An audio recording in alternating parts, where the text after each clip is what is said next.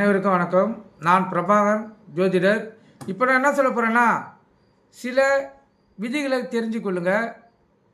இப்போ ஜோதிட அடிப்படையில் நட்சத்திரங்கள் 27 நட்சத்திரங்களாகும்.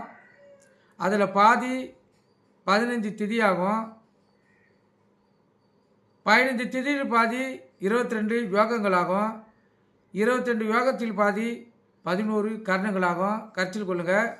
ஒரு ஜாதகத்தில் நட்சத்திரம், திதி, யோகம், கர்ணம் இது அடிப்படையிலேயே ஒரு மனிதனுடைய வாழ்க்கை தீர்மானிக்கப்படுகிறது.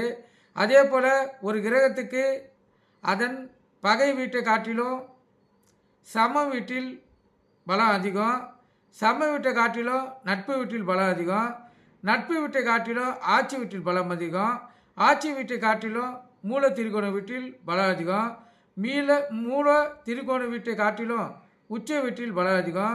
சூரியனுக்கு மூல திரிகோண வீடும் சிம்மம், சந்திரனுக்கு மூல திரிகோண வீடு ரிஷபம் ஆகும். செவ்வாய்க்கு மூல திரிகோண வீடு மேசமாகும்.